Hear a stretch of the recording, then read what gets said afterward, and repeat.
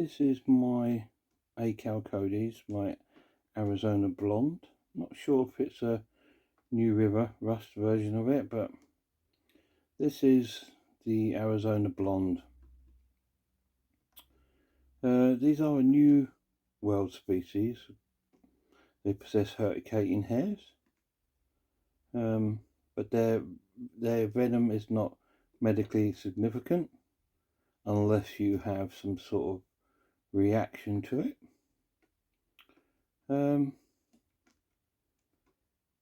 They come from Arizona. They come from a dry part of the Americas, so they do like an arid environment.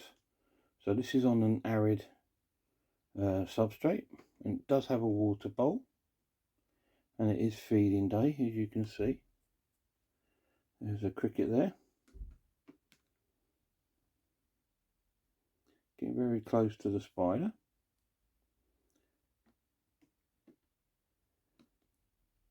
This is a juvenile. It's quite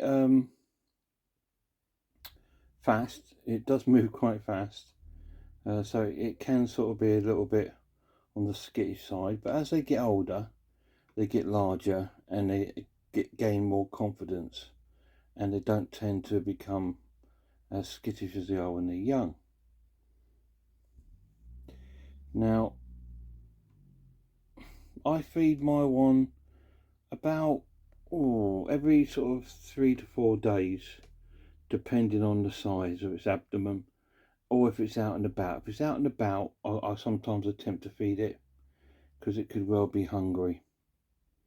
We can just see it there up against the sort of the side of its enclosure.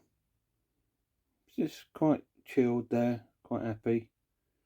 Unfortunately, the cricket is sort of going where I don't want it to go. I could grab hold of me sort of tongs and encourage it to not go that way.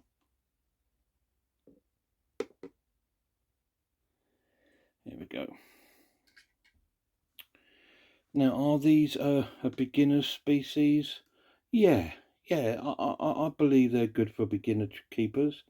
Again, as I will reiterate with you, there's not such thing as a beginner spider.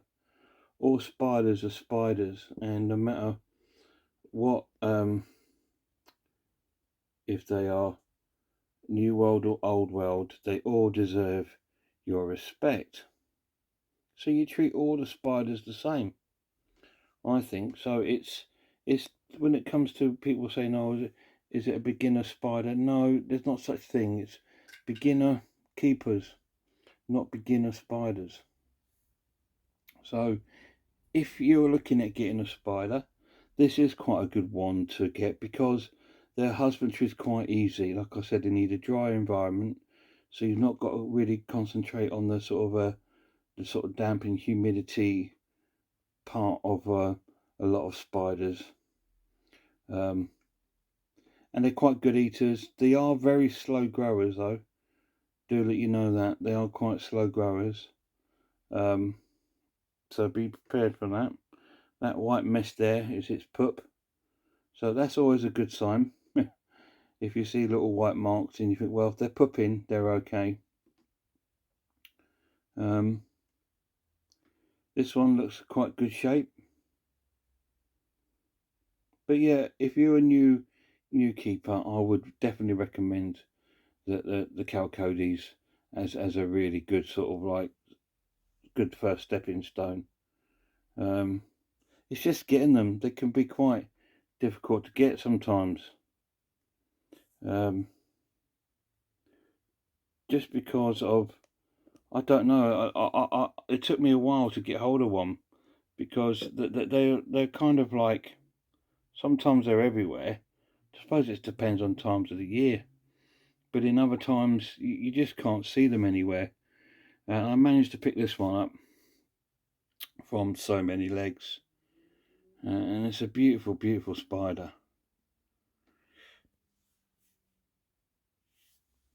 Today is feeding day. I have dropped a cricket in there, which is sort of wandering around somewhere.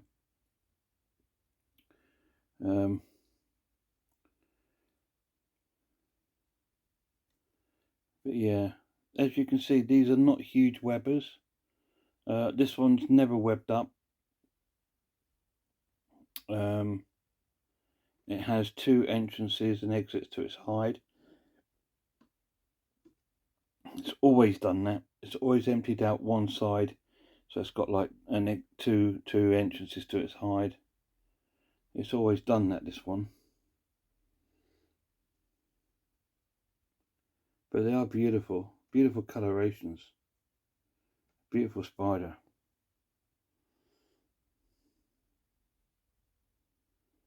I don't know the sex of the spider. I don't sex my spiders. Just because it doesn't bother me, their sex. Yeah, obviously the females do live longer, but that's a good thing and it's not. I mean, if you're planning on keeping quite a few spiders, having all females is not a good thing, because they will all grow and they will all need large enclosures.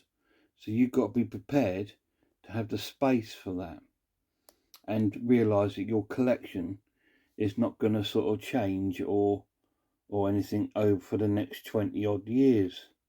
Whereas if you've got a good mix of male and female, obviously the males don't live as long as the female. So when the male does pass on, you have a free sort of enclosure to maybe try a different spider, rather than having the same sort of, having like about 20, 30, 40 female spiders that are going to be with you for 20 plus years. You're going to be thinking, well, you know, and I think that's why you get quite a few people coming and going within the hobby. I think because it's just the way people are, isn't it? They can get bored quite quick, and so be aware when you do get spiders that they do live for a long time. You know, longer than dogs. Uh, you know, if you care for them well, like I said, the female can live 20 plus years. You know, so be prepared for that. These are they opportunist burrows? Mine's never burrowed. It just uses its hide, and it comes out and sits out quite a lot. It's quite content to sit out. It does sit out, and it's quite an active little spider. To be honest, it does sort of like to walk about, and it's quite cool. They are beautiful. Um, Not too expensive. I believe I bought this one. It was about £40, but it has sort of nearly doubled in size since I've had it. It was a lot smaller when I first got the spider, but it has molted out a couple of times for me. They do molt out. They are quite slow growers, but they do molt out quite. I say I've had it for about 5 months, and it's molted out twice. So they do molt out quite quick, but they don't grow very much. And I think the older they get, the less they molt as well. So, you know, signs of molting. Your spider will stop eating. It might go into its hide and just block up the entrance with dirt or web. You know, that's what they do. That's a sign of molting. If their abdomen becomes sort of maybe bored, they've kicked all the hairs off and it's like a shiny sort of black coloration, that's another good sign of molting. But don't take that for gospel. Like I said, I had my giant white knee. It just, one day it was eating. 2 days later, I went back to change its water, and it had molted out, and there was no signs whatsoever that it was going to molt, and it just molted outside in the open, and it molted out. But as you can see, it's a beautiful spider. I would love the spider to turn around so we could maybe sort of see it from the front, but yeah, This one just wants to show us its bottom, I think. But I've got the sort of the top open of its enclosure, and it's not made any attempt to do anything, which is fine. There is food in there for it. There's a cricket, and I believe there's a little wax worm in there as well. So it is feeding day for my spider. So here's what it is. There's the wax worm. I just located it, picked it back up, moved it. But the spider knows it's there. It will feel the movement of the worm. And it's going back down where I've just sort of got it from. So we're going to move it again. There we go. I think what I need to try and do is grab the waxworm, turn it around. There we go. Now it's sort of facing the way of the spider. It's going to come into contact with the spider in a minute.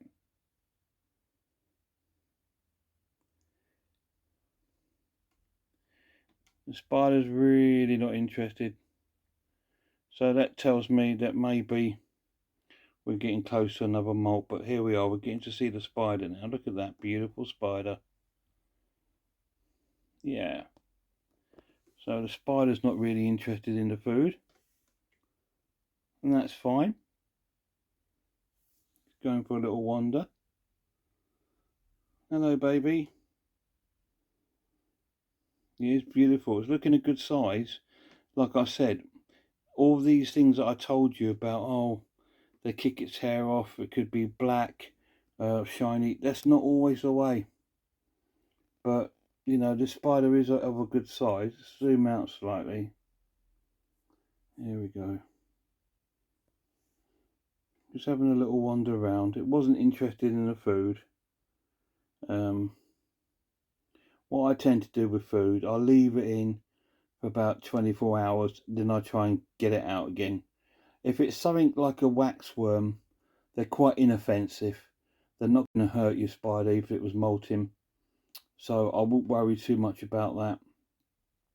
Crickets, yeah, try and move the cricket out. If it's there, but what happened a lot of the time, the spider will block up its entrance and exit to its hide. So it should theoretically not have any problems with that.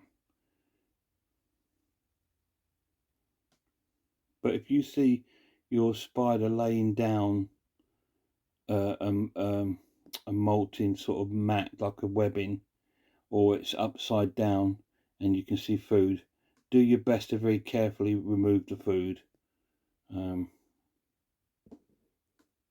you don't want your spider to come to any harm. But she's alright. Let's having a nice little walk about. So what we'll do, we'll leave the spider to it. It's got food in there, it's got water, and this is just like a little featured species episode. So just remember, these are a New World terrestrial species from an arid environment, so they like a dry substrate, but provide them with a water bowl. The slow growers, they get quite big. They're quite a chunky spider. If you're a beginner keeper, yes, I would recommend these as a good sort of starting point in your spider collection. They can live quite a long time, and I'm not going to say they're a docile species because every spider is different. They've all got different personalities, no matter what species they are. You can get some that are quite defensive and some that are just really laid back, like this one. So I'm not going to make any sort of point. So yeah, they're really docile species because every spider is different. Just remember that. So let's thank a few YouTubers before we go. I'd like to thank and shout out to Mark the Spider Guy, RS Designs, Peter Webster, Spider Mum 1978, Unusual Pets, Unseen Universe, Ellie's Bug Babies, Tina Deep Blue Sea, Incredible Inverts, Other Animals, Dave's Little Beasties, Tom's Big Spiders, Tarantula Collective. All great channels. Please check them out, guys. And Amy's Web. Go and check her channel out too. Until next time, guys, you look after yourselves, look after one another, and I hope I see you all soon.